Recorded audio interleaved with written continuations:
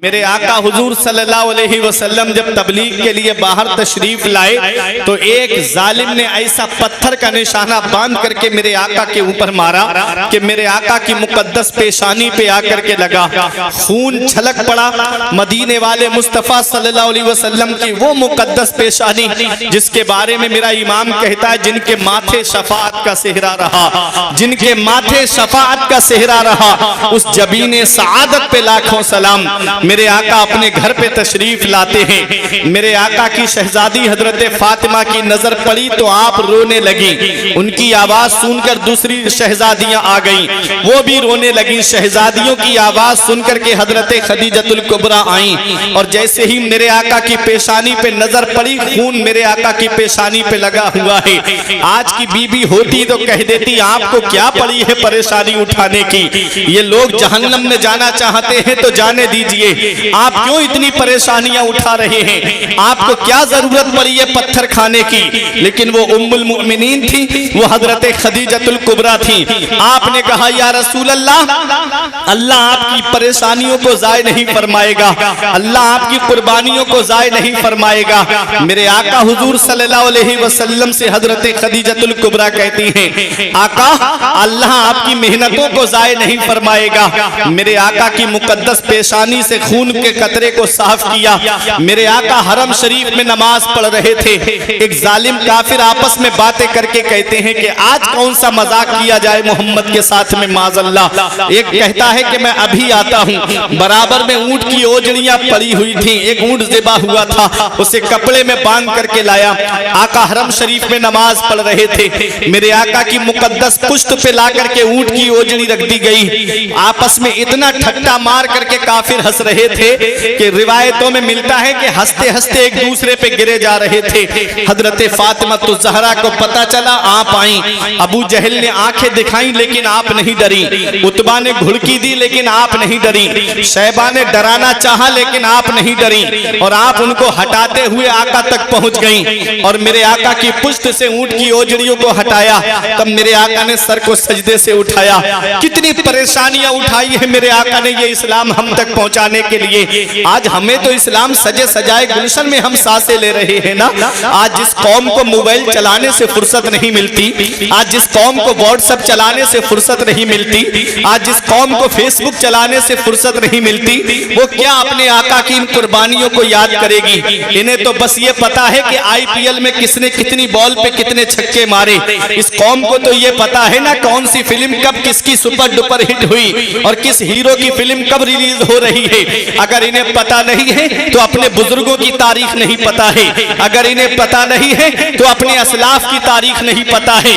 वो नबी जो रातों रात हम गुनाहगारों के लिए रोते रहे, हमने क्या किया उस नबी के लिए, हमने कौन सी कुर्बानी दी। इतना याद रखना प्यारे मुसलमानों, मेरे आका पूरी पूरी रात रोते थे इस उम्मत के लिए कि अल्लाह मेरी गुनाहगार उम्मत को बख्श दे, अल्लाह मेरी गुनाहगार उम्मत की मगफिरत फरमा दे। मेरा इमाम पुकार के कहता है जो ना भूला आज तक हम गरीबों को रजा, जो ना भूला आज तक हम गरीबों को रजा, याद उसकी अपनी आदत कीजिए, कीजिए चर्चा उन्हीं का सुबह शाम, जाने काफिर पर कयामत कीजिए, गैस में जल जाए बेदीनों के दिल, या रसूल अल्लाह की कसरत कीजिए। सुभान अल्लाह, सुभान अल्लाह। वो है मेरे आका। मेरे आका ने कितनी परेशानियों का सामना किया, कितनी दिक्कतों का सामना किया ये इस्लाम हम तक पहुंचाने के लिए। लेकिन आज ये कौम अपने नबी की उन कुर्बानियों को भूल गई। आज ये कौम अपने नबी की उन कुर्बानियों को फरामोश करती जा रही है। इतना याद रखना प्यारे मुसलमानों, मेरे आका हुजूर सल्लल्लाहु ताला अलैहि वसल्लम से जब पूछा गया या रसूल अल्लाह आपकी जिंदगी का सबसे कठिन दिन कौन सा है, तो मेरे आका फरमाते ताइफ का मैदान में आज तक नहीं भूला। वो ताइफ का मैदान जब मेरे आका तबलीग के लिए तशरीफ ले गए, शुरू इस्लाम की बात है, अबू जहल ने पहले ही लड़कों को वहां सेट कर दिया। जैसे ही मेरे आका पहुंचे ताइफ के मैदान में, चारों तरफ से पत्थरों की बारिश होने लगी, चारों तरफ से पत्थर मेरे आका के जिस्म मुकद्दस पे लग रहे थे। रिवायतों में मिलता है कि एक पाए मुबारक पे पत्थर आकर के लगता, आका अपना पाए मुबारक उठा लेते जब तक दूसरे पैर पे आकर के पत्थर लग जाता। अल्लाह अकबर, मेरे आका एक बाग के अंदर तशरीफ ले गए। अल्लाह अकबर, वो दौर जरा सोचे तो सही, अपने आंखों के सामने लाइए तो सही। मेरे आका हुजूर सल्लल्लाहु अलैहि वसल्लम की नालैन मुबारक में खून भरा हुआ है। मेरे आका के पास में हवा के फरिश्ते ने आके कहा, आका इजाजत दे दो, इन ताइफ वालों को पहाड़ों से टकरा के मार दूं। पानी के फरिश्ते ने कहा, आका इजाजत दे दो, मेरी हुकूमत समंदरों पे है। आका आप कहो तो इतना पानी इनके ऊपर डालूं कि ये यहीं डूब करके मर जाएं। एक फरिश्ते ने कहा, आका मुझे इजाजत दे दो, ये ताइफ दो पहाड़ों के बीच में बस्ती आबाद है, दोनों पहाड़ मिला देता हूं, यहीं पिस करके मर जाएंगे। मेरे आका ने फरमाया, मैं इस दुनिया में कहरो गजब बनकर नहीं आया हूं, मैं तो गरीबों को सीने से लगाने के लिए आया हूं, मैं तो गरीबों से प्यार करने के लिए आया हूं। आज ये कौम मुझे नहीं पहचान रही है, इनकी आने वाली नस्लें मुझे पहचानेंगी। इनकी पेशानियों में मैं वो चेहरे देख रहा हूं कि जो मुझ पर ईमान लाएंगे। अल्लाह अकबर। मेरे आका हुजूर सल्लल्लाहु ताला अलैहि वसल्लम ने फरमाया कि इनकी आने वाली नस्लें मुझे जरूर पहचानेगी। फिर दुनिया ने वो मंजर भी देखा, फिर दुनिया ने वो दौर भी देखा कि मेरे आका के नाम पर वही कौम अपनी गर्दनें कटाती हुई नजर आई। मेरा इमाम कहता है, हुस्ने यूसुफ पे कटी मिस्र में अंगुष्टे जना, सर कटाते हैं तेरे नाम पे मर्दाने अरब। फिर वही कौम नबी के नाम पे गर्दन कटाती हुई नजर आई। ये इस्लाम कितनी परेशानियों के बाद हम तक पहुंचा, ये इस्लाम कितनी दिक्कतों के बाद हम तक पहुंचा। जब ये इस्लाम लोगों तक पहुंच गया तो लोगों ने कहा, या रसूल अल्लाह, आपने इतनी परेशानियों के बाद ये इस्लाम हम तक पहुंचाया है, या रसूल अल्लाह हम आपको क्या दे सकते हैं? तो कुरान मेरा फरमाता है, कुल ए मेरे महबूब, आप अपने इन उम्मतियों से कह दो, ला अस्अलुकुम अलैहि अजरा, मैं उस पे तुमसे कोई उजरत नहीं मांगता, मैं तो तुम्हें देने के लिए आया हूं। तुम्हें जान मिली है तो मेरे सदके में मिली है, माल मिला है तो मेरे सदके में मिला है, ईमान मिला है तो मेरे सदके में मिला है, कुरान मिला है तो मेरे सदके में मिला है, रमजान मिला है तो मेरे सदके में मिला है, रहमान मिला है तो मेरे सदके में मिला है। मैं तो तुम्हें देने के लिए आया हूं। मालिक कौनैन है, वो पास कुछ रखते नहीं, दो जहां की नेमतें हैं उनके खाली हाथ में। मेरे आका फरमाते हैं, मैं तो तुम्हें देने के लिए आया हूं। रब ने कुरान में फरमाया, महबूब अपने इन उम्मतियों से कह दो, तुम मुझे कुछ देना चाहते हो, इल्लल मवद्दता फिल कुर्बा, तो मेरे घर वालों से मोहब्बत करो, मेरे अहले बैत से प्यार करो, मेरे अहले बैत से मोहब्बत करो। हजरत अब्दुल्ला इब्ने अब्बास कहते हैं, या रसूल अल्लाह, कुरान में रब ने हुक्म दिया है कि हम आपके कराबतदारों से मोहब्बत करें। आका वो आपके कराबतदार कौन है? तो मेरे आका इरशाद फरमाते हैं, वो अली है, वो फातिमा है, वो हसन है, वो हुसैन है। मेरे आका फरमाते हैं, वो अली है, फातिमा है, हसन है, हुसैन है, जिनकी मोहब्बत वाजिब करार दी गई है। ऐ मेरे प्यारे मुसलमानों, हमें हजरत अली से मोहब्बत करनी है, हमें हजरत फातिमा से मोहब्बत करनी है, हमें इमाम हसन से मोहब्बत करनी है, हमें इमाम हुसैन से मोहब्बत करनी है। कौन इमाम हुसैन है? वो इमाम हुसैन जिन्हें रसूल खुदा की तस्वीर कहा जाता है, वो हुसैन जिन्हें सिद्दीक की सदाकत का पैकर कहा जाता है, वो हुसैन जिन्हें फारूक आजम अशिद्दाउ अलल कुफ्फार की शमशीर बरहिना कहा जाता है, वो हुसैन जिन्हें जुन्नुरैन जामिउल कुरान का मजहर अतम कहा जाता है। हाँ हाँ, वही हुसैन जिन्हें मौला अली का नूरे नजर कहा जाता है, वो हुसैन जिन्हें फातिमा का लख्ते जिगर कहा जाता है, वो हुसैन जिन्हें इमाम हसन का बिरादर कहा जाता है, वो हुसैन जिन्हें इस्लामी लश्कर का सिपह सालार कहा जाता है, जिसने नाना का मदीना छोड़ा वो हुसैन, जिसने माँ की तुरबत छोड़ी वो हुसैन, जिसने भाई का रोजा छोड़ा वो हुसैन। हाँ हाँ, वही हुसैन। हुसैन के नाम में 4 हर्फ है, हाँ, सीन या नून मिला के हुआ हुसैन, और चारों हर्फ हमें अलग अलग पैगाम दे रहे हैं। हाँ ने कहा हक वाला हुसैन, सीन ने कहा सजदे में सर कटाने वाला हुसैन, या ने कहा याद खुदा में मस्त रहने वाला हुसैन, नून ने कहा नाना की उम्मत को बचाने वाला हुसैन। वाह वाह, हक है। नारे तकबीर, नारे रिसालत, मसलके आला हजरत मौलाना फुरकान मंजरी साहिब क़िबला, जिक्र शहीद आदम। हम जिए कैसे उस इंसान के जीने की तरह, खून भी अपना नहीं जिसके पसीने की तरह। जब से देखा है किताबों में हुसैनो मिन्नी, तो करबला भी मुझे लगता है मदीने की तरह। हक है, सुभान अल्लाह। वो हुसैन बचपन आपने सुना है, आज मैं जवानी का एक गोशा आपके सामने रखता हूं। कौन मेरे आका हुसैन है। एक दिन नाना मुस्तफ़ा का अमामा अपने सर पे सजाया, बाबा की जुल्फ़िकार अपने हाथ में ली और इस शान से बाहर निकले अपने हुजरे से कि सहाबाए किराम आपके साथ थे। जैसे ही आका हुसैन बाहर निकले तो किसी एक शख्स ने पूछ लिया, गांव देहात का रहने वाला था, कि ये कौन है। कहा कि ये हुसैन इब्ने अली हैं। कहा कि ये अली शेर खुदा के बेटे हैं। कहा हाँ। तो उसने मौला अली शेर खुदा को बुरा भला कहना शुरू कर दिया। कहता है तुम्हारे बाप तो बहुत ज्यादा जंगजू थे, तुम्हारे बाप तो बहुत ज्यादा झगड़ालू थे, तुम्हारे बाप तो बहुत ज्यादा कत्ल करने वाले थे। माज़अल्लाह। जब उसने इतना कहा तो लोगों ने चाहा कि उसे सजा दे, उसे अदब दे, तो इमाम हुसैन ने रोक दिया। मेरे आका हुसैन उसके पास तशरीफ लाया। अखलाक देखें आका हुसैन का। मेरे हुसैन फरमाते हैं, क्या तू भूखा है? अगर भूखा है तो हम तुझे खाना खिला दें। तू प्यासा है? अगर प्यासा है तो हम तुझे पानी पिला दें। बता क्या तेरे ऊपर कर्ज आ रहा है? अगर कर्ज आ रहा है तो बता, हम अपने पैसे से तेरा कर्ज अदा कर दें। बता क्या बात है, क्या तू थक गया है? सफर की थकान तेरे ऊपर है तो बता, हम तेरे लिए आराम का इंतजाम कर दें। जब उसने मेरे हुसैन का ये अखलाक देखा तो कहता है कि आप सखी नाना के नवासे हो, आप करीम नाना के नवासे हो, आप सखी इब्ने सखी हो, आप करीम इब्ने करीम हो, आप करीम बाप के बेटे हो। आका हुसैन मुझे माफ कर दो। मेरे आका इमाम हुसैन ने उसको माफ कर दिया। फिर वो मन्नत समाजत करने लगा कि हुसैन मुझे माफ कर दीजिए। आपने उसे माफ कर दिया।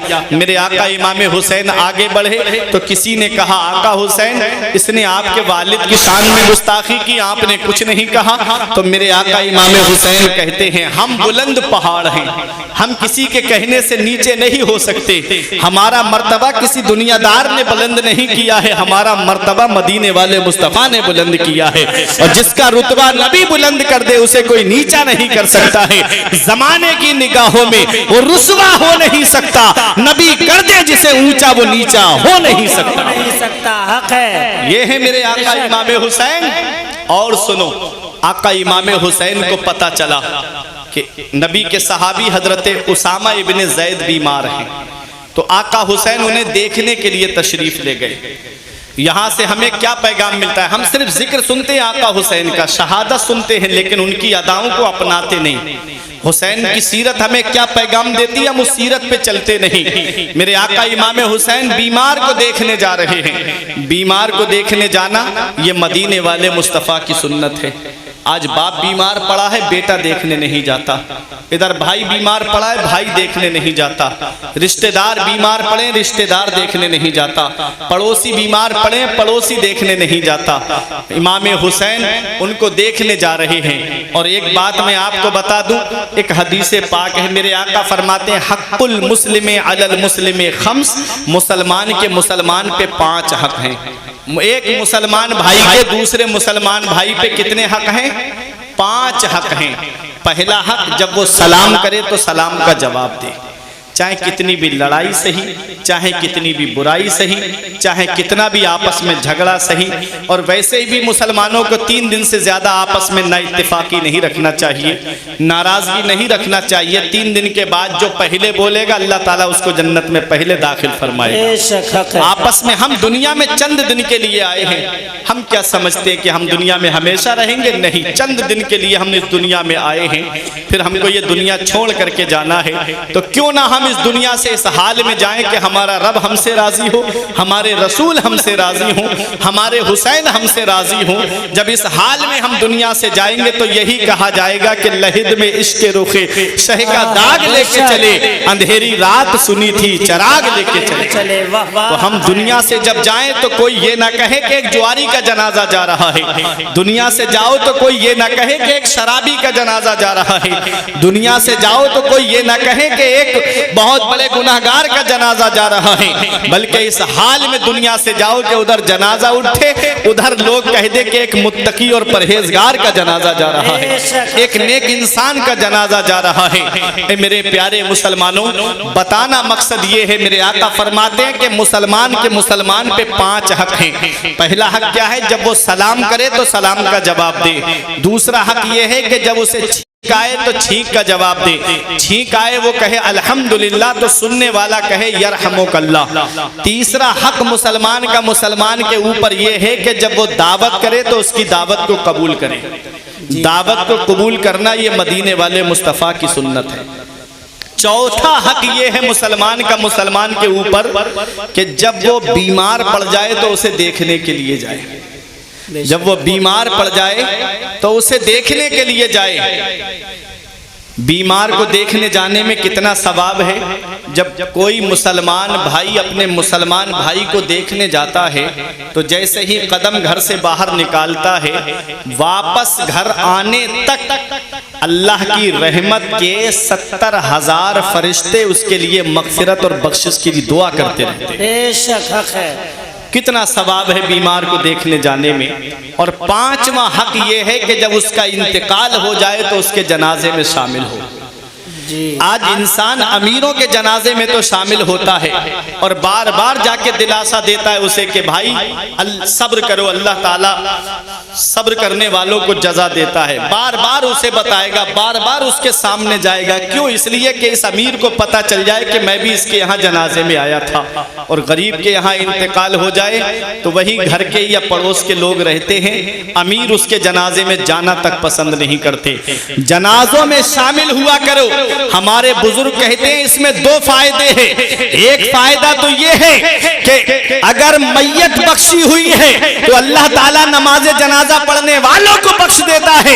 और अगर मैयत गुनाहगार है, नमाज़े जनाजा पढ़ने वालों में कोई नेक है, परहेजगार है, तो अल्लाह ताला उस नेक के सदके में उस मैयत की बख्शिश फरमा देता है। इसलिए जनाजों में शामिल हुआ करो। सगा भतीजा, सगा भांजा, सगा भाई अगर गरीब है तो पड़ोसी बता रहे हैं लोग, और पता लगाओ ये मैयत किसी अमीर की होगी जो दौड़ दौड़ के कांधा लगा रहे हैं लोग। मेरे प्यारे मुसलमानों, मेरे आका ने फरमाया मुसलमान के मुसलमान पे 5 हक हैं। पहले हक सलाम करे तो सलाम का जवाब दे। दूसरा हक जब छींक आए तो छींक का जवाब दे। तीसरा हक जब वो दावत करे तो दावत को कबूल करे।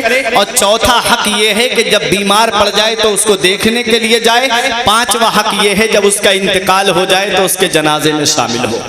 मेरे आका इमाम हुसैन बीमार को देखने के लिए जा रहे हैं और जब आप वहां पर पहुंचे, मेरे आका इमाम हुसैन ने उनको सलाम किया, उन्होंने सलाम का जवाब दिया।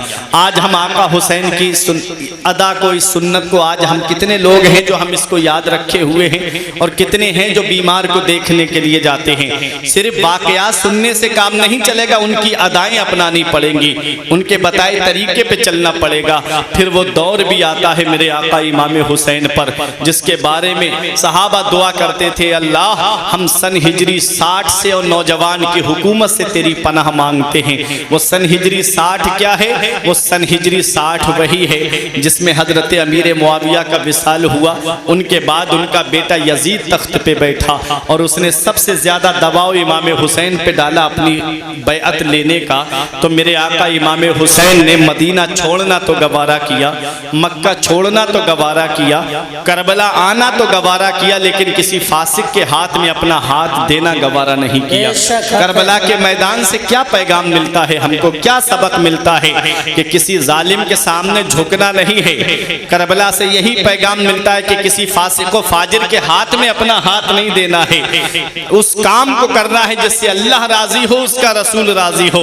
यजीद कौन था? यजीद के बारे में हाफिज इब्ने कसीर कहते हैं, इन्ना यजीद कद इश्तहरा बिल मआजिफ व शुर्बिल खम्र, कि यजीद राग बाजों का रसिया था, यजीद शराबे पीता था, यजीद नमाजें छोड़ देता था, यजीद के दरबार में नाचने वाली रक्कासा आती थी, यजीद डांस देखा करता था, यजीद बंदरों के सरों पे सोने की टोपियां उड़ाता था, कोई बंदर मर जाता तो उसका गम मनाता था। यजीद का खुद का बेटा कहता है कि कोई सुबह ऐसी नहीं होती जिस सुबह को मेरा बाप उठता हो और उसके चेहरे पर रात की शराब का खुमार न रहता हो, रात की शराब का नशा न रहता हो, पता चला कि आका इमाम हुसैन ने उसके हाथ में अपना हाथ देना गवारा नहीं किया। अब जरा अपने दिल पे हाथ रख करके मुझे बताना, हुसैन की लड़ाई यजीद से नहीं थी, किरदार यजीद से थी। आका इमाम हुसैन ने जब कल के शराबी के हाथ में अपना हाथ नहीं दिया, जब आका हुसैन ने कल के तारिकुस सलात के हाथ में अपना हाथ नहीं दिया, नारे रिसालत मसलके आला हजरत सलीम रजा पीलीभीती साहिब क़िबला उलमाए अहले सुन्नत, नारे तकबीर, नारे रिसालत। तो मुझे बताइए, आज इंसान शराब पी के कहे कि मैं हुसैनी हूँ, आज इंसान नमाजें छोड़ के कहे मैं हुसैनी हूँ, आज जिना करके इंसान ये कहे मैं हुसैनी हूँ, बताओ क्या वो अपने दावे में सच्चा है? झूठा दावा है, झूठी है मोहब्बत तेरी। यकीनन कल के यजीद के हाथ में जब हुसैन ने अपना हाथ नहीं दिया, तो आज इंसान शराब पी के नमाजें छोड़ करके गुनाह करके ये कहे कि मैं हुसैन से मोहब्बत करने वाला हूँ। तो इतना याद रखना, ये मोहब्बत उसके काम नहीं आएगी। पहले हुसैन की अदाओं को अपनाओ। हुसैन ने करबला के मैदान में आखिरी वक्त में भी सजदा कज़ा नहीं किया।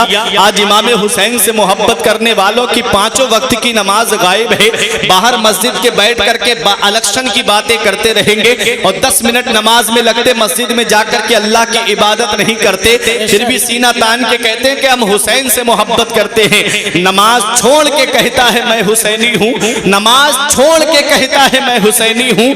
बता हुसैन ने कब फर्जे ऐन छोड़े हैं? मेरे अजीज में पहुंचा हूँ इस नतीजे पर, नमाज छोड़ दी समझो हुसैन छोड़े हैं। नमाज की पाबंदी नहीं है तो हुसैन से सच्ची मोहब्बत का ये दावा आपका बेअसल है।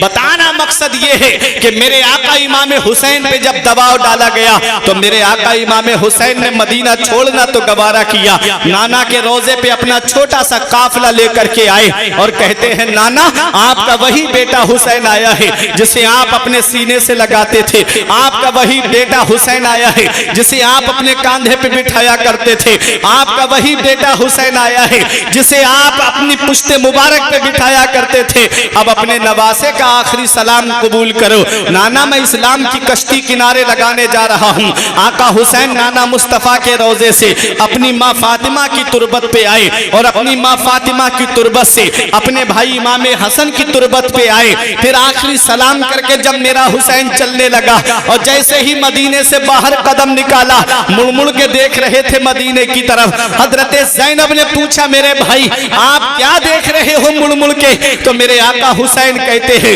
ऐ मेरी बहन ज़ैनब, जिसे दुनिया में कहीं चैन नहीं मिलता, जिसे दुनिया में कहीं सुकून नहीं मिलता, जिसे दुनिया में कहीं आराम नहीं मिलता, जिसे दुनिया में कहीं राहत नहीं मिलती, उसे चैन हमारे नाना के मदीने में मिलता है, उसे सुकून हमारे नाना के मदीने में मिलता है, उसे आराम हमारे नाना के मदीने में मिलता है। आज वही मदीना हुसैन से छूटा है। नाना का रोजा छोड़ा हुसैन ने, माँ की तुरबत छोड़ी हुसैन ने, भाई की तुरबत छोड़ी हुसैन ने और छोटा सा काफिला लेकर के जब मेरा हुसैन मक्के से रवाना हुआ कूफे के लिए और तकदीर ने करबला पहुंचा दिया।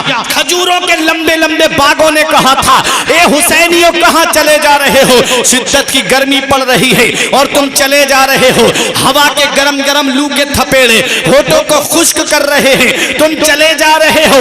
आओ और खजूरों के साए में आराम कर लो। तब हुसैनियों ने जवाब दिया ए खजूरों के साए सुनो, हमें तुम्हारे साए की जरूरत नहीं है।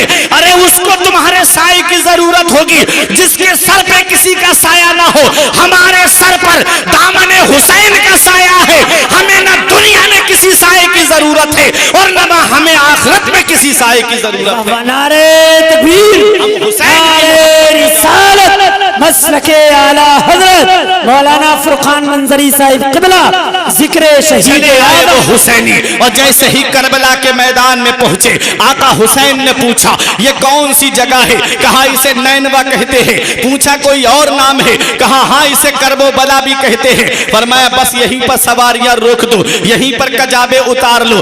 कहा हुसैन ये जगह पहचानी कैसे? कहा मैं एक अपने बाबा के साथ में एक जंग से वापस हो रहा था तो मेरे बाबा बाबा ने इसी नहरे फुरात के किनारे बैठ करके मुझसे कहा था, बेटे हुसैन इस जगह को गौर से पहचान लो, मेरे लाल यही वो जगह है जहां तुम्हें शहीद किया जाएगा। मेरे बेटे यहाँ तुम्हारे ऊंट बैठेंगे, यहाँ तुम्हारे घोड़े बैठेंगे, यहाँ तुम्हारा खेमा लगेगा, यहाँ पर तुम्हारे अजबात का खेमा लगेगा। सारे खेमे बताए, सारी जगह की निशानदेही कर दी मौला अली शेर खुदा ने। मेरा हुसैन जानता था नहरे फुरात के किनारे पर, इस नहरे फुरात पर 3 दिन यजीदियों का कब्जा रहा बज़ाहिर, लेकिन कयामत तक मेरे हुसैन का कब्जा है। कल भी मेरे हुसैन का कब्जा नहरे फुरात पर था, आज भी हुसैन का कब्जा नहरे फुरात पर है, और सुबह कयामत तक हुसैन का कब्जा नहरे फुरात पे रहेगा। वो नहरे फुरात जिसके बारे में मौला अली शेर खुदा इमाम हसन और इमाम हुसैन को लेकर के जब नहरे फुरात का पानी ज्यादा बढ़ गया था और वो पानी कूफे की तरफ आ रहा था, कूफे वालों ने कहा मौला अली शेर खुदा से कि नहरे फुरात का पानी कूफे के अंदर आ रहा है, हमारे मकान डूब जाएंगे, हमारे मवेशी हिलाक हो जाएंगे, हमारे घरों में पानी भर जाएगा। तब मौला अली शेर खुदा ने इमाम हसन और इमाम हुसैन को साथ लेकर के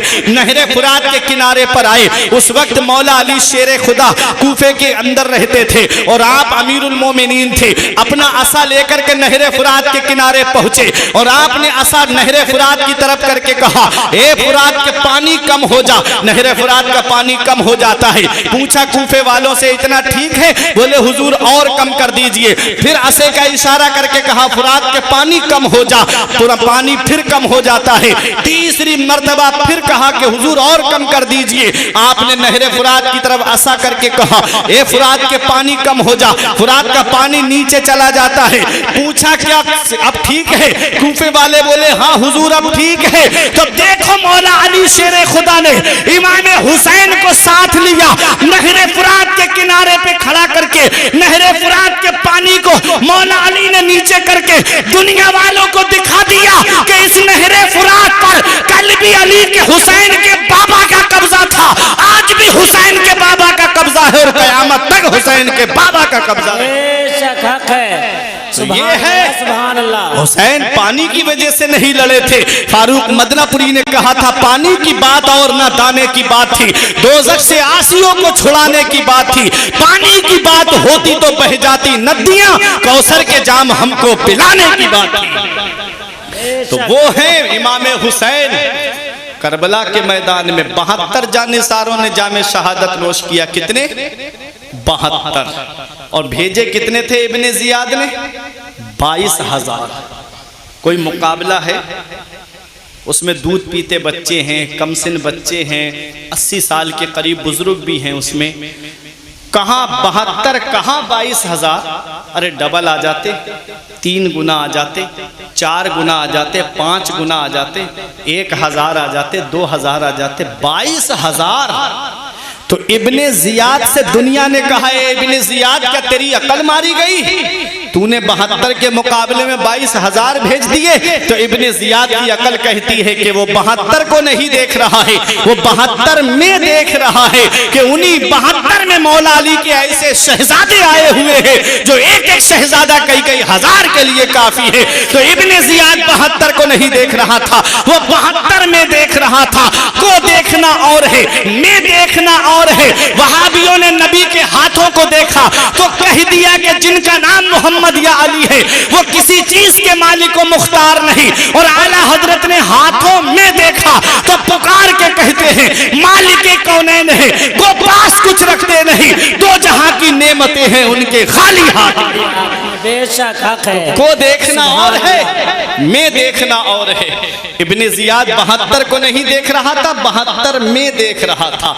उन्हीं 72 में शेर खुदा का शेर है। अरे शेर का बेटा भी शेर होता है। जिसके बाप ने खैबर के गेट को उखाड़ा, जिसके बाप ने मरहब यहूदी की गर्दन को काटा, जिसके बाप ने अमर इब्ने बुत को पछाड़ा, जो तन्हा 1,000 से लड़ा करता था, उसी का शेर मैदान करबला में खड़ा है। मेरे प्यारे मुसलमानों, हुसैन मजबूर का नाम नहीं है, हुसैन मुख्तार का नाम है। हुसैन करबला के मैदान में भी मुख्तार था, आज भी मुख्तार है, सुबह कयामत तक मुख्तार रहेगा। हुसैन कमजोर का नाम नहीं है, हुसैन पावरफुल और ताकतवर का नाम है। लेकिन वो अपने रब की रजा पे राजी थे, रब की मर्जी थी कि ये जामे शहादत नोश करके रब की बारगाह में आए, इसलिए वो रब की रजा में राजी रहे। आओ जरा देखो, मैं आपको करबला का पैगाम दूं और अपनी जगह पे बैठ जाऊं। 71 लोगों ने जब जामे शहादत नोश कर लिया, तब मेरा हुसैन सोचता है कि अब मैं मैदान करबला में जाता हूं।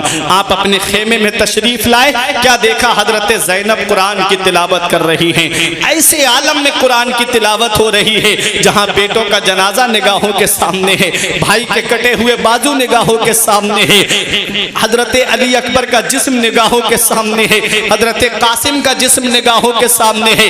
ऐसे आलम में भी कुरान की तिलावत हो रही है। आज हमारे घर में किसी का इंतकाल हो जाए, पूरे घर के होश उड़ जाते हैं, कोई कहीं बेहोश पड़ा हुआ है, कोई कहीं बेहोश पड़ा हुआ है। लेकिन ये करबला का मैदान के 71 लोग जामे शहादत नोश कर गए, जिसमें 18 या 19 घर वाले इमाम हुसैन के बताए जाते हैं। ऐ मेरे प्यारे मुसलमानों, लेकिन फिर भी आप देखिए, ऐसे आलम में हजरत ज़ैनब कुरान की तिलावत कर रही हैं, उनके बेटे ओनो मोहम्मद के जिस्म निगाहों के सामने है, फिर भी हजरत ज़ैनब कुरान की तिलावत कर रही हैं। मेरी वो माएँ सोचे, मेरी वो बहनें सोचे कि जो कुरान की तिलावत नहीं करती लेकिन सीरियल कोई नहीं छोड़ती, वो टीवी की कोई किस्त नहीं छोड़ती, वो नाटक की कोई किस्त नहीं छोड़ती और कुरान की तिलावत छोड़ देती हैं, नमाजें छोड़ देती हैं। वो क्या हजरत ज़ैनब के पास कौन सा मुंह लेकर के जाएंगी, वो कौन सा चेहरा लेकर के जाएंगी हजरत ज़ैनब के पास में। आज 10 मुहर्रम का दिन आए, हमारी माँ बहनें बेपर्दा गलियों में घूमती हुई नजर आए, मेलों के मौके पे मेलों में बेपर्दा घूमती हुई नजर आए। क्या यही पैगाम था करबला का? क्या यही सबक था करबला का? अरे वो करबला का मैदान जहां पर जब मस्तूरात के सरों से चादरें उतार ली गई, उन्होंने अपने सर के बालों से अपने चेहरों को छुपाया था ताकि उनका पर्दा बरकरार रहे, उनके चेहरों पर किसी की नजर न पड़े। आज वही हजरत ज़ैनब से मोहब्बत करने वाली गलियों में दावा करती हैं कि हम हजरत ज़ैनब से मोहब्बत करती हैं, हम हजरत फातिमा से मोहब्बत करती हैं। जरा सोचो तो सही, वो हजरत फातिमा जिन्होंने अपने शौहर मौला अली को ये वसीयत की थी कि जब मेरा इंतकाल हो जाए तो जनाजा रात के अंधेरे में निकालना। कहा फातिमा ऐसा क्यों? कहा फातिमा के सर के बाल को आसमान के चांद और सूरज ने नहीं देखा, उस फातिमा के जनाजे पर भी किसी गैर महरम की नजर न पड़े। आला हजरत पुकार के कहते, जिनका आंचल न देखा महो मेहर ने, उस रिदाए नुज़ाहत पे लाखों सलाम। सैयदा जाहिदा तैयबा ताहिरा जाने अहमद की राहत पे लाखों सलाम। खूने खैरुर रसूल से है जिनका खमीर, उनकी बेलौस तीनत पे लाखों सलाम। अल्लाह अकबर। वो हजरत ज़ैनब हैं, हजरत फातिमा हैं, हजरत सकीना हैं, हजरत शहरबानो हैं, जिन्होंने किसी हाल में पर्दा नहीं छोड़ा। आओ इमाम हुसैन अपनी बहन ज़ैनब से कहते, बहन ज़ैनब अब मैं मैदान करबला में जा रहा हूँ। हजरत ज़ैनब ने एक सर्द आह ली और कुरान करीम की तिलावत को रोका। कहा भाई आप मैदान करबला में जा रहे हैं, आप शहादत का दूल्हा बनने जा रहे हैं। आज तेरी बहन अपने हाथों से तुझको दूल्हा बनाएगी। नाना मुस्तफ़ा का अमामा शरीफ सर पे सजाया, बाबा की जुल्फ़िकार हाथ में दी, हजरत फातिमा की पेबंद लगी हुई चादर का पटका कमर में बांधा, हजरत अमीर हमजा की ढाल दी, हजरत जाफर तैयार का नेजा दिया। मेरा हुसैन शहादत का दूल्हा बना है। अल्लामा हसन कहते फातिमा के लाडले का आखिरी दीदार है, फातिमा के लाडले का आखिरी दीदार है। हश्र का हंगामा बरपा है मियाने अहले बैत, किस शकी की है हुकूमत, हाय क्या अंधेर है। दिन दहाड़े लुट रहा है खानदाने अहले बैत, अपना सौदा बेचकर बाजार सूना कर गए, अपना सौदा बेचकर बाजार सूना कर गए। करबला में यूं ही चमकी है दुकानें अहले बैत, सर शहीदाने मोहब्बत के हैं नेज़ों पर बुलंद, और ऊंची की खुदा ने कदर शान अहले बैत। अल्लाह अकबर। वो मेरा हुसैन जब शहादत का दूल्हा बना, अपनी बहन ज़ैनब से कहा, ऐ मेरी बहन ज़ैनब, तूने मदीने से लेके मक्के तक, मक्के से लेके करबला के रेगिस्तान तक अपने भाई हुसैन का साथ दिया और हर मकाम पे साबिरा और शाकिरा रही है। आज तेरा भाई तुझे एक वसीयत करके जा रहा है, जब हुसैन के जिस्म पे तलवारें लगते देखे तो सब्र करना, जब हुसैन के जिस्म पे बर्छी लगते देखे तो सब्र करना, जब हुसैन को शहीद होता हुआ देखे तो सब्र करना। अपनी बीबी शहरबानों को देख के हुसैन ने फरमाया, तू ईरान के बादशाह की बेटी, तू नरम नरम गद्दों पे सोने वाली, तू बेहतरीन ग़िज़ाएं खाने वाली, जब से हुसैन के निकाह में आई कई कई दिन के तुझे फाके करने पड़े, लेकिन कभी जुबान पे हर्फ़े शिकायत नहीं लाई। तेरा शौहर तुझसे राजी है। एक वसीयत करके जा रहा हूँ, जब अपना सुहाग उजड़ता हुआ देखे तो सब्र करना, जब हुसैन के जिस्म पे तलवारें लगते देखे तो सब्र करना, जब हुसैन के जिस्म पे बर्छियां लगते देखे तो सब्र करना। मेरा हुसैन सब्र की तलकीन करता है। बाप हो तुम, औलाद वाले हो, तुम्हारे घर में भी औलाद है, बेटियां हैं।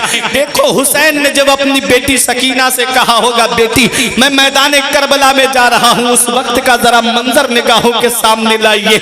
आज अगर किसी का बेटा फौज में भर्ती हो जाए और वो बॉर्डर पे जा रहा हो या जॉब के लिए जा रहा हो, पूरा घर रात भर नहीं सोता, पता नहीं हमारा बेटा वापस आएगा या नहीं आएगा, कहीं ऐसा ना हो उसका जिस्म तिरंगे में लपेट करके लाया जाए। अगर किसी के घर वाले कोई कमाने के लिए सऊदी 3 साल के लिए चला जाए, पूरे घर वालों को रात भर नींद नहीं आती कि हमारा अजीज जा रहा है। ये वो है जो वापस आ सकते हैं, लेकिन जरा करबला का मैदान देखो, जो गया वो वापस नहीं आया, जो गया वो लौट कर नहीं आया। फिर भी ऐसे आलम में सब्र करना और ये कहना, मौला जो तेरी रजा है वही हुसैन के घर वालों की रजा है। ये हुसैन के घर वालों ही का काम है। जब मेरे हुसैन ने अपनी बेटी सकीना को सीने से लगा के फरमाया, बेटी अब तेरा बाबा मैदान करबला में जा रहा है, इतना सुनना था। हजरत सकीना रो के कहती है, बाबा मैं शाम रात को आपके सीने पे सर रख करके सोती हूँ, तब मुझे नींद आती है। बाबा आपके बाद मेरी कौन खबरगिरी करेगा। मेरे हुसैन ने अपनी बहन ज़ैनब से फरमाया, ऐ मेरी बहन ज़ैनब, मैं अपनी बेटी सकीना को तेरे हवाले करके जा रहा हूँ। मेरी बेटी दीवारों से हाथ लगा के रोने ना पाए, मेरी बेटी को रोने मत देना। अल्लाह अकबर। ये है मेरे आका इमाम हुसैन। जब चलने लगे तो जवान बेटा निगाहों के सामने आया, जिन्हें आज हम इमाम ज़ैनुल आबिदीन के नाम से जानते हैं। वो इमाम ज़ैनुल आबिदीन, आज जो सैयदों की नस्ल आप देख रहे हो, ये इमाम ज़ैनुल आबिदीन से चली है। आका इमाम हुसैन ने अपने बेटे से फरमाया, मेरे बेटे अभी तुम्हारा वक्त नहीं आया है, अभी बड़ी कुल्फतों का सफर करना है मेरे लाल, अभी बड़ी बड़ी परेशानियों का सफर करना है मेरे लाल। बेटे तुम अपने खेमे में जाकर के आराम करो। आका इमाम हुसैन कहते हैं, मेरे लाल तुझसे सैयदों का सिलसिला चलेगा, तुझसे मेरी आल का सिलसिला चलेगा, तुझसे नबी की नस्ल का सिलसिला चलेगा। मेरे आका इमाम हुसैन ने अपने एक बेटे इमाम ज़ैनुल आबिदीन को सीने से लगा के फरमाया, बेटा अभी तुम्हारा वक्त नहीं आया है, अभी तो तुम्हें मदीना वापस जाना है। अब बताना मकसद ये है कि हुसैन का एक बेटा करबला के मैदान से वापस आया, उधर यजीद के 14 लड़के और 6 लड़कियां बताई जाती है, लेकिन पूरी दुनिया का सर्वे कर लो, यजीद की नस्ल तुम्हें ढूंढे से नहीं मिलेगी। और हुसैन का एक बेटा करबला के मैदान से वापस आया। दुनिया का कोई कोना ऐसा नहीं है, दुनिया का कोई इलाका ऐसा नहीं है जहां मेरे हुसैन की नस्ल मौजूद नहीं है, जहां सैयद मौजूद नहीं है। उधर ना तीर ना खंजर कमान बाकी है, इधर हर एक दहन में जुबान बाकी है। और अजीब जंग है वो जंगे करबला, जिसमें हुआ जो कत्ल वही खानदान बाकी है। नारे तकबीर, नारे रिसालत, जिक्र शहीद आज़म। सुभान अल्लाह, सुभान। एक बेटा हुसैन का करबला के मैदान से वापस आया। दुनिया का कोई कोना ऐसा नहीं, दुनिया का कोई इलाका ऐसा नहीं जहां मेरे हुसैन की नस्ल मौजूद ना हो। अरे बगदाद में देखो तो मेरे हुसैन की नस्ल मौजूद है, अजमेर शरीफ में देखो तो मेरे हुसैन की नस्ल मौजूद है, कलियर शरीफ में देखो तो मेरे हुसैन की नस्ल मौजूद है, दिल्ली की सरजमीन पर देखो तो मेरे हुसैन की नस्ल मौजूद है। अरे मकनपुर की सरजमीन पर असली सैयदों की शक्ल में मेरे हुसैन की नस्ल मौजूद है। अरे आपकी छोचा शरीफ की सरजमीन पर देखो तो मेरे हुसैन की नस्ल मौजूद है। और आगे बढ़ो, देवा शरीफ पे देखो तो मेरे हुसैन की नस्ल मौजूद है।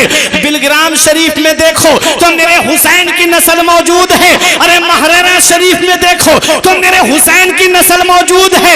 मसौली शरीफ में देखो तो हुसैन की नस्ल मौजूद है। बहरा शरीफ में देखो तो मेरे हुसैन की नस्ल मौजूद है। हुसैन से जो मिली है उड़ान रखते हैं हम, अपने पांव तले आसमान रखते हैं। यजीद जैसे भिखारी की हैसियत क्या है, हुसैन सबसे बड़ा खानदान रखते हैं। हक है, हक है। यजीद जैसे भिखारी की हैसियत क्या है। हुसैन सबसे बड़ा खानदान रखते हैं। एक बेटा हुसैन का मैदान करबला से आया। आज पूरी दुनिया में हुसैन की नस्ल है। यजीदियों ने सोचा हमने हुसैन का वंश खत्म कर दिया, हमने हुसैन का खानदान मिटा दिया, अब कोई हुसैनी नहीं होगा। उन्हें क्या पता, फानूस बन के जिसकी हिफाजत हवा करे, फानूस बन के जिसकी हिफाजत हवा करे, वो शम्मा क्या बुझे जिसे रोशन खुदा करे। नूरे हक इस्लाम है, उसको बुझा सकता है कौन, जिसका हामी हो खुदा उसको मिटा सकता है कौन। बेशक हक है, सुभान अल्लाह। एक बेटा हुसैन का करबला के मैदान से आया। आज पूरी दुनिया में हुसैन की नस्ल है, आज पूरी दुनिया में हुसैन की नस्ल है। मेरा हुसैन अपने बेटे इमाम ज़ैनुल आबिदीन से फरमाता है, बेटे अभी तुम्हारा वक्त नहीं आया। और यही एक बेटा इमाम हुसैन का है। और एक बेटे थे इमाम हसन के, इमाम हसन मुसन्ना, जिनसे हसनी हुसैनी सैयद चले, जिनसे हसनी हुसैनी सैयदों की नस्ल आगे बढ़ी। आओ जरा देखो ये इमाम ज़ैनुल आबिदीन कौन है। अगर इनकी तारीख आपके सामने रख दी जाए तो आपकी आंखों में आंसू आ जाए। कभी करबला के वाक़े के बाद आप हंसे नहीं, कभी मुस्कुराए नहीं। एक बार इमाम मोहम्मद बाकिर इमाम ज़ैनुल आबिदीन के बेटे हैं, उन्होंने पूछा बाबा कभी तो कोई ना कोई मोड़ ऐसा आता है जिंदगी का, आदमी मुस्कुरा देता है, लेकिन आप कभी नहीं मुस्कुराए, आप कभी नहीं हंसे। तो इमाम ज़ैनुल आबिदीन ने फरमाया, मेरे लाल जो मेरी आंखों ने देखा है, अगर वो तू देख लेता तो तू भी पूरी जिंदगी नहीं मुस्कुराता। मैंने अपने बाबा के जिस्म पे तलवारें लगते देखी हैं, मैंने अपने बाबा के सर को नेज़े पे बुलंद होते हुए देखा, मैंने अपनी फूफी अपनी माँ के अपनी बहन के सर से चादर उतरते हुए देखी है, मैंने अपनी बहन के कानों से बालियां नुचते हुए देखी हैं। मेरे बेटे जो मैंने देखा है अगर तू देख लेता तो तू भी नहीं मुस्कुराता। अल्लाह अकबर। ये इमाम ज़ैनुल आबिदीन है। आपकी दोनों आंखों के दरमियान नाक के बराबर में रोने की वजह से निशान पड़ गए थे। इतना रोते थे, इतना रोते थे, करबला शरीफ की तरफ मुंह करके इमाम ज़ैनुल आबिदीन रोते थे। लोग कहते थे बारिश नहीं होती लेकिन पानी कैसे टपकता रहता है इनके परनाले से। तो किसी ने जाके देखा तो आप करबला शरीफ की तरफ मुंह करके रोते थे। ये इमाम ज़ैनुल आबिदीन है। और लेकिन आपकी सखावत का ये आलम, आपकी आदत का ये आलम कि मदीने शरीफ के तकरीबन 100 परिवार ऐसे थे जिनके घरों पे खाना इमाम ज़ैनुल आबिदीन पहुंचाते थे। 100 परिवार। करबला शरीफ से वापस आने के बाद आपने 2 काम किए थे। एक काम ये किया था कि आपने मदरसा खोला था जहां आप दरसे हदीस दिया करते थे, नाना मुस्तफ़ा की हदीस का दर्स दिया करते थे। और दूसरा काम आपने ये किया था कि आपने एक लंगर खाना खोला था जहां गरीब खाना खाते थे, मुफलिस खाना खा के जाते थे, नादार गरीब कल्लाश आते और खाना तनावुल करके जाते थे। ये इमाम ज़ैनुल आबिदीन ने 2 काम किए थे। पता चला ये मदरसा कायम करके इमाम ज़ैनुल आबिदीन ने दुनिया वालों को एक पैगाम दिया था कि ये मदरसे ही हैं जिनकी वजह से दीन जिंदा है, ये मदरसे ही हैं जिनकी वजह से तुमको आलिम हाफिज मिलते हैं। जिस दिन ये मदरसे बंद हो गए तो मुसल्ले पे खड़ा होने वाला इमाम तक नसीब नहीं होगा। इसीलिए आज हुकूमत की भी नज़रें इन मदरसों पे टिकी हुई हैं कि किसी तरीके से इन मदरसों को स्कूल में कन्वर्ट करा दिया जाए। क्यों? क्योंकि ये मदरसे में बच्चे जब दीनी तालीम पढ़ेंगे तो अपने बुजुर्गों की तारीख को जानेंगे, और जब दीनी तालीम पढ़ेंगे ही नहीं तो उनको क्या पता इमाम हुसैन ने कुर्बानी किस लिए दी थी, उनको क्या पता कि मेरे आका ने ये इस्लाम कैसे पहुंचाया है, फैलाया है, उन्हें क्या पता कि सहाबा ने इस इस्लाम को पहुंचाने के लिए कितनी परेशानियों का सामना किया है। इसलिए ये मदरसे बहुत ज़रूरी हैं। और जब जब कौम के ऊपर परेशानी आती है तो ये मदरसे के आलिम ही तुम्हारे काम आते हैं। जब जब कौम पे परेशानी आती है तो मदरसे के हाफिज ही तुम्हारे काम आते हैं। तुम देख लो, देश को आज़ाद कराने की जब बात आई तो सबसे पहले जिहाद का फतवा जिस शख्सियत ने दिया था वो किसी कॉलेज के पढ़े हुए नहीं थे, वो किसी यूनिवर्सिटी के पढ़े हुए नहीं थे, बल्कि इसी मदरसे की टूटी हुई चटाई पे बैठ करके दरसे हदीस और दरसे कुरान देने वाली शख्सियत अल्लामा फजल हक खैराबादी की थी। सबसे पहला जिहाद का फतवा जिन्होंने अंग्रेजों के खिलाफ दिया था वो एक मदरसे के पढ़े हुए थे, मौलाना किफायतुल्लाह काफी, जिन्हें अंग्रेजों ने मुरादाबाद के बीच चौराहे पे सूली पे चढ़ा दिया। आपने सूली पे चढ़ने से पहले कहा था कोई गुल बाकी रहेगा ना चमन रह जाएगा, बस रसूलुल्लाह का दीने हसन रह जाएगा। हम सफीरो बाग में हैं कोई दम के चहचहे, बुलबुलें उड़ जाएंगी सूना चमन रह जाएगा। अतलशो कम ख्वाब की पोशाक पे नाजा न हो, इस तने बेजान पर खाकी कफन रह जाएगा। वो भी एक मदरसे के पढ़े हुए थे। मौलाना इनायतुल्लाह काकौर भी, जिन्होंने इल्मुस सर्फ की इल्मुस सेगा किताब लिखी है, काला पानी अंग्रेजों ने जिनको भेज दिया, वो भी मदरसे के पढ़े हुए थे।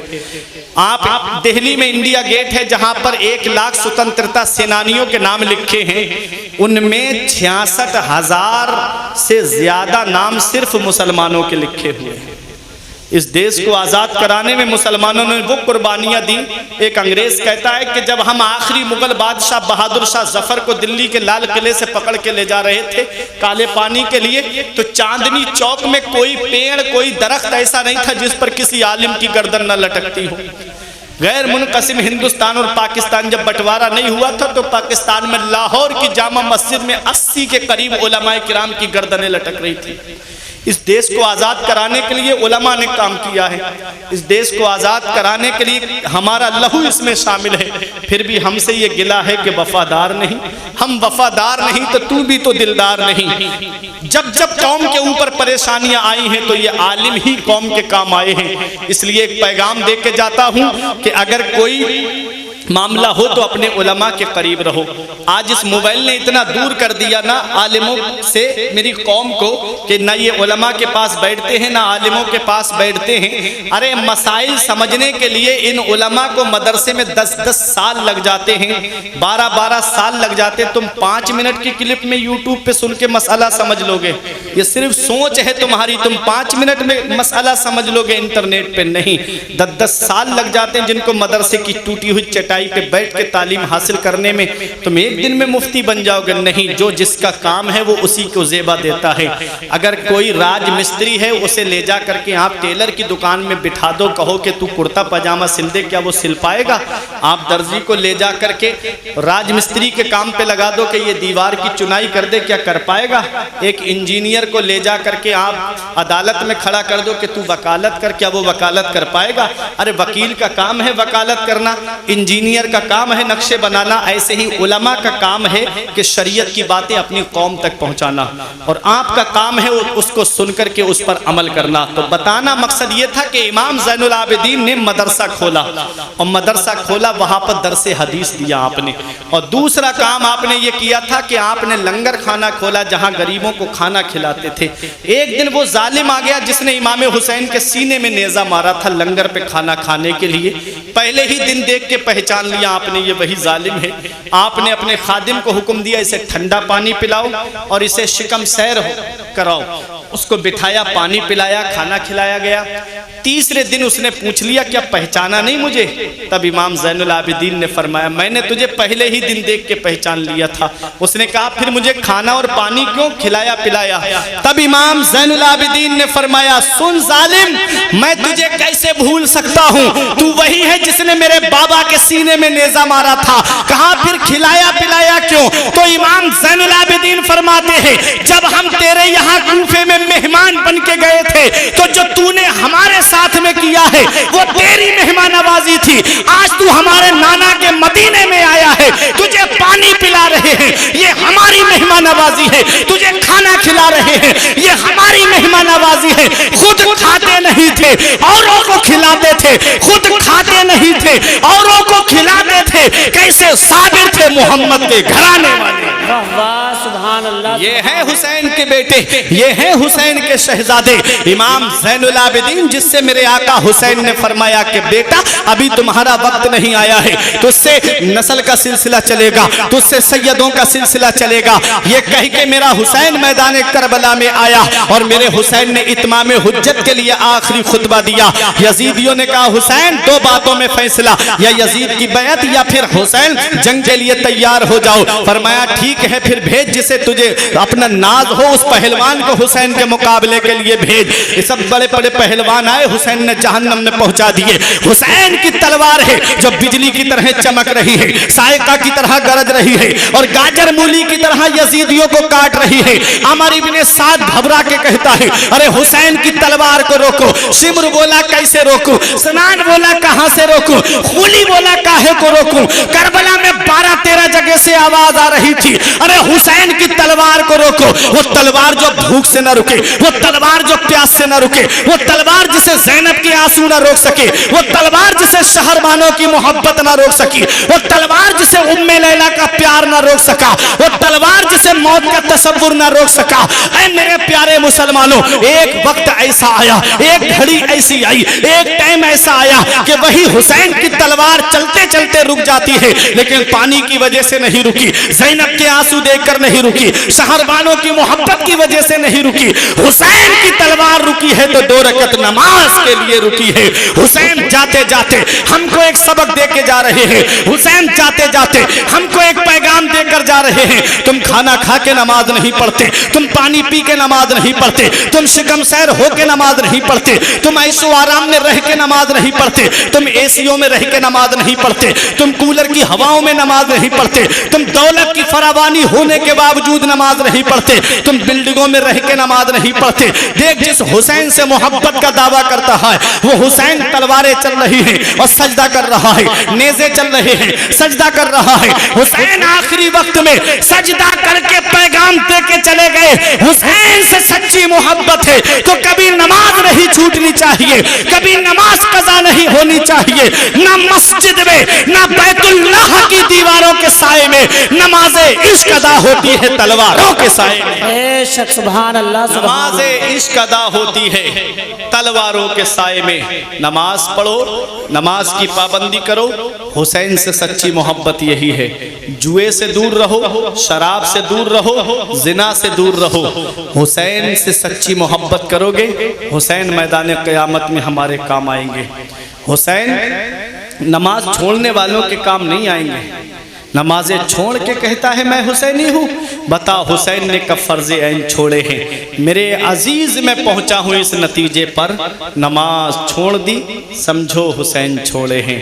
हुसैन का आखिरी सजदा हमें पैगाम दे के जा रहा है कि हुसैन से सच्ची मोहब्बत है तो कभी सजदा क़ज़ा नहीं होना चाहिए, कभी नमाज कज़ा नहीं होनी चाहिए। कुल ला अस्अलुकुम अलैहि अजरा इल्लल मवद्दता फिल कुर्बा। हे महबूब, अपने इन उम्मतियों से कह दो जो इस्लाम मैंने तुम तक पहुंचाया, जो तबलीग मैंने तुम्हारे दरमियान इस्लाम की, मुझको उसका बदला नहीं चाहिए। तुम मुझे कुछ देना चाहते हो इल्लल मवद्दता फिल कुर्बा, तो मेरे अहले बैत से मोहब्बत करो, मेरे घर वालों से मोहब्बत करो, हुसैन से मोहब्बत करो, हसन से मोहब्बत करो, फातिमा से मोहब्बत करो, अली शेर खुदा से मोहब्बत करो।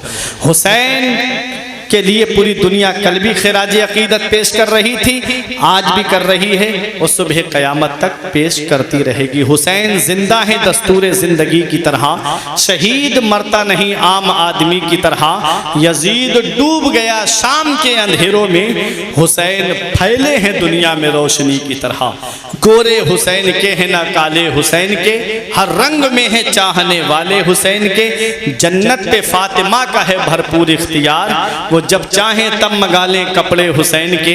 तब तक कसम खुदा की क़यामत ना आएगी जब तक रहेंगे ये चाहने वाले हुसैन के।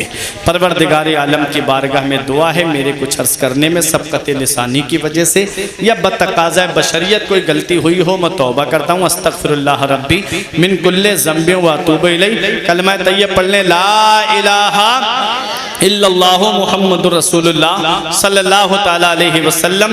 ये ज़िंदगी सवारिए दिलशाद कीजिए, लम्हात ज़िंदगी के ना बर्बाद कीजिए। जब मकसद हयात इबादत खुदा की है, पढ़िए नमाज, मस्जिदें आबाद कीजिए। सभी के सामने एक दिन ज़रूर आता है, ये हुस्न फ़ानी है लेकिन गुरूर आता है। किसी क्रीम से पाउडर से कुछ नहीं होता, नमाज पढ़ने से चेहरे पे नूर आता है। रही कली तो फूल खिलेंगे, ज़िंदगी बाकी रही तो फिर मिलेंगे। अस्सलाम।